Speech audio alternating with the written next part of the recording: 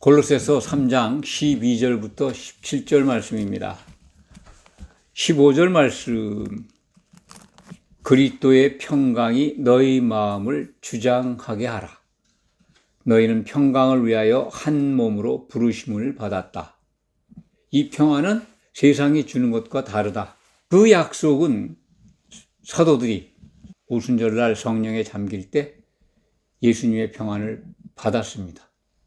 그러니까 오늘 사도 바울도 그 평안을 받고 그 평강을 누리면서 골로새에 있는 성도들에게 이 말씀을 하시는 거죠. 사도들은 예수님의 평강을 받고 있구나 하는 것, 그것은 신약 성경을 통해서 우리가 알 수가 있습니다. 이 평강을 좀 더 쉽게 설명드린다면 이 평강, 평안, 평화, 이 반대말을 먼저 이해하시면 됩니다. 그게 뭡니까?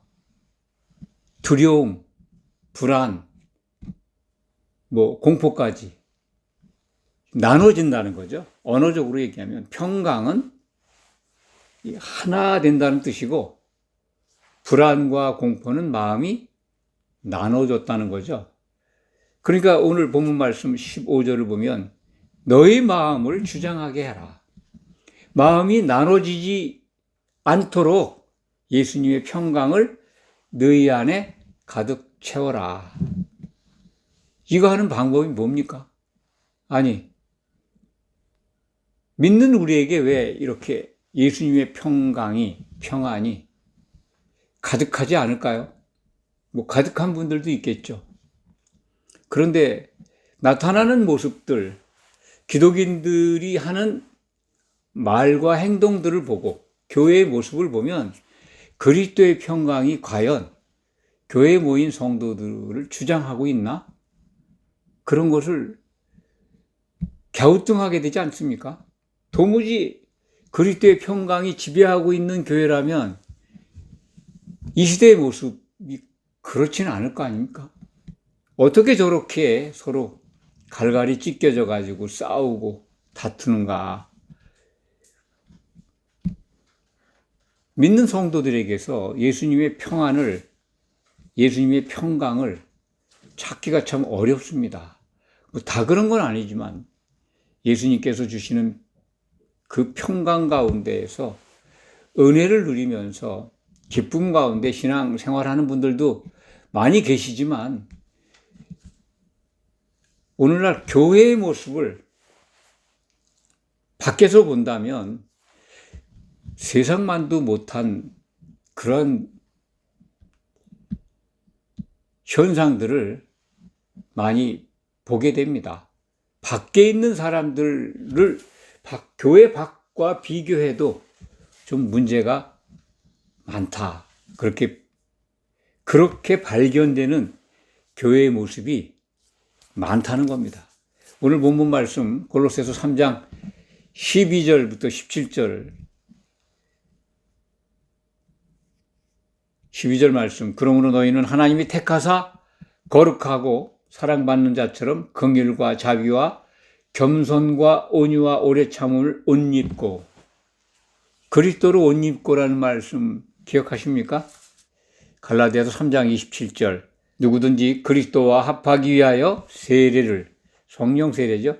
성령 세례를 받은 자는 그리스도로 옷 입었느니라. 그렇습니다. 성령에 잠겨 있다면 골로새서 3장 12절에 기록되어 있는 예수님의 성품이죠. 긍휼과 자비와 겸손과 온유와 오래 참음, 성령 안에 있는, 사랑 안에 있는 성품입니다. 옷 입으라는 거죠. 그리스도로 옷 입는 거죠. 이게 성령 세례 속에 있어라, 그런 뜻으로 이해하시면 됩니다. 성령에 잠겨라. 성령에 잠기면 이런 것들이 나타나는데 왜 이런 게 안 나타날까요? 성령에 잠겨 있는 교회, 성령 세례 속에 있는 성도들, 그들이 있는 믿음의 현장에는 예수님의 성품이, 예수님의 평강이 나타날 거 아니겠습니까? 그게 없다면 뭡니까? 성령이 안 계시다는 거죠. 성령 안에 있는 예수님의 성품이니까. 14절에 보면은 이 모든 것 위에 사랑을 더하라고. 사랑을 더한다는 거 하는 거는 사랑 그 자체 속에 다 있는 성품들이니까 사랑을 강조한 거죠. 이 사랑이 있다면 이는 온전하게 매는 띠다. 하나로 묶어준다는 거죠. 성도들을. 성도들이 서로 나눠져 있고 서로 다투고 있다면 이건 온전하게 매는 띠가 없는 거죠. 없는 이유. 성령 세례에 있지 않다. 그건 뭐 당연한 거죠. 성령을 그럼 왜 지속적으로 받지 못하는가? 이것을 또 우리가 또 확인해 봐야죠. 왜 성령을 못 받을까? 성령이 잠기는 루트, 통로가 있지 않습니까? 성령을 받을 수 있는 성도가 성령의 기름을 준비하고 또는 반석에서 나오는 생수를 마시는 루트가 있잖아요. 사도들의 터, 교회의 기초석, 예수님의 몸 된 교회의 반석을 이루고 있는 사도들의 말을 듣지 않기 때문입니다. 사도들의 말이 기록되어 있는 예수님이 주신 말씀이죠. 사도들이 기록한 신약 성경을 무시하기 때문에 그렇습니다. 참으로 많은 분들이 간증하는 것, 설교하는 것, 설교도 그런 부분이 있어서 말씀을 드리는데 거의 성경이 필요 없는 이 간증 설교 이런 것들을 많이 발견하게 됩니다. 주의 음성을 늘 들어 간증을 하는데 늘 주님이 나한테 음성을 들려주신대. 그리고 늘 환상을 보여주셔. 직접 참 열린 환상이니 그리고 또 어떤 사람은 늘 항상 직통 계시를 받아가지고 예수님과 하나님과 늘 그냥 대화를 하고 미래를 보고 간증 내용을 보면 성경은 필요 없어요. 별도의 통로로 다 음성 듣고 환상 보고 계시 받고 그런데 성경이 필요 있습니까? 필요 없죠. 성경이 필요 없으니까 그런 분들은 성령을 받는 루트를 찾지를 않아요. 성령을 받는 루트는 사도들의 말, 교회의 기초석을 이루고 있는 사도들이 기록한 신약 성경인데 그걸 외면하게 되는 거예요. 성경이 필요 없는데요. 그런 분들은 성령이 없는데 그러면 그런 것들은 그럼 누가 주는 건가? 뻔한 거 아닙니까? 성령을 통해서 받는 은사가 아닌데 그건 통로가 뻔한 거 아니에요. 정말 마귀한테서 받고서 성령의 역사라고 지옥 갔다 온 얘기, 천국 갔다 온 얘기, 맨날 보여주는 환상 얘기 그런 거 하는 겁니다. 그러면 만약에 그게 성령의 역사라면은 절대적으로 예수님의 평안이 있을 거 아니겠습니까? 성도들을 하나 되게 묶을 거 아닙니까? 그 사랑으로. 그게 없다면 사도들의 기초석 위에 붙어 있지 않다는 거고 거기에 건축되지 않다는 거고 그러니까 반석에서 나오는 생수를 마시지 않는 거죠. 그런 과정이 없는데 어떻게 성령이 그러한 사람들 가운데 역사하겠습니까? 그러니까 하나 되는 역사가 없는 거죠. 평안에 매는 띠가 없는 거예요. 사랑도 나타나지 않고 가짜 사랑이죠. 가짜 겸손, 가짜 온유 이런 것들이 부분적으로는 나타나가지고 사람들을 미혹할 수는 있습니다만 지속되지는 않죠. 15절 말씀에 너희는 그리스도의 평강이 너희 마음을 주장하게 하라. 결국은 성령 세례에 잠겨 있어라. 너희는 평강을 위하여 한 몸으로 부르심을 받았다. 한 몸으로. 이게 중요하잖아요. 성령이 안 계시면 우리가 어떻게 하나가 되겠습니까? 한 몸. 이걸 잊어버리면 안 됩니다. 우리는 예수님의 그 몸된 교회의 지체로 한 몸을 위해서 부름을 받았다는 거예요. 그 교회로 세워지기 위해서. 그런데 내가 교회의 지체로 예수님의 몸에 하나의 작은 세포로 부름을 받았는데 왜 나는 같이 신앙생활하는 성도와 이 한 몸 돼 간다는 것을 느끼지 못할까? 저도 그렇습니다.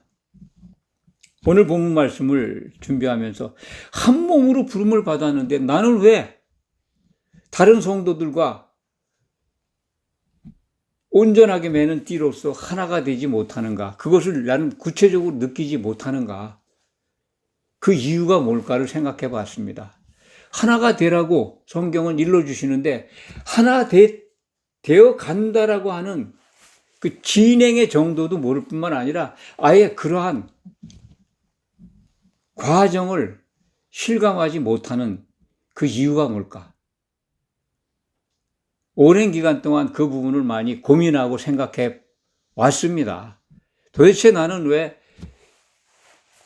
서로 사랑하라는 계명을 지켜가면서 주변에 있는 성도들과 함께 신앙생활하는 성도들과 한 몸을 이뤄가고 있구나 하는 것을 실증적인 증거를 체험하지 못할까? 그러면 한 몸을 이뤄가는 과정은 과연 성경에서 뭐라고 우리가 발견할 수 있을까? 성경에서 받는 한 몸 되는 증거되는 말씀이 뭘까? 그거는 말씀드릴 수 있습니다. 예수님의 생각으로 같아지는 겁니다. 예수님의 생각으로 같아지는 방법은 사도들의 터 위에 똑바로 서 있어야 되는 겁니다. 흔들리지 않게. 생수를 늘 받아 마시면 돼요. 성령의 기름 속에 잠겨 있으면 예수님의 생각을 일러줘요. 그럼 사도들 기초석 위에 붙어 있는 게 뭘까? 그건 신약 성경의 말씀이잖아요. 거기에 붙어 있으면 예수님의 생각을 알게 되고 그 순간 예수님의 생각과 같아지는 것 아니겠습니까? 그런 성도들이 모인다면 한 몸을 이뤄가는 겁니다. 부분적으로는 예수님의 생각으로 다르게 생활할 수 있습니다. 그렇지만 사도들의 터 위에 정말 신실하게 붙어 있다면 예수님의 생각으로 같아질 거 아니에요. 그럼 그들은 성령에 잠기는 역사를 통해서 한 몸을 이뤄가는 것이다. 이렇게 성경을 통해서 저는 이 확신을 가지고 있습니다. 오늘 본문 말씀에서 우리는 왜 한 몸을 위해서 또 평강을 위해서 부름을 받았는데 왜 같이 신앙생활하면서 또 주 예수의 이름을 예수 그리스도의 이름을 함께 부르면서 왜 같은 생각으로 하나가 되지 못할까? 그런 생각을 항상 해야 합니다. 깨어서. 왜 안 될까? 왜 하나가 안 될까? 왜 한 몸인 것을 실감하면서 신앙생활을 못할까? 이걸 고민해 봐야 됩니다. 각자 개성이 팔팔팔 살아서 그건 잘못 믿는 거야. 이건 틀렸어. 겸손과 온유가 없어서 그래요. 오래 참음이 없어서 그렇습니다. 긍휼이 없어요. 뭐가 좀 달라도 다르면 좀 어때요? 납득이 안 가도 지켜보면 어때요? 기다리고. 너무 급해요.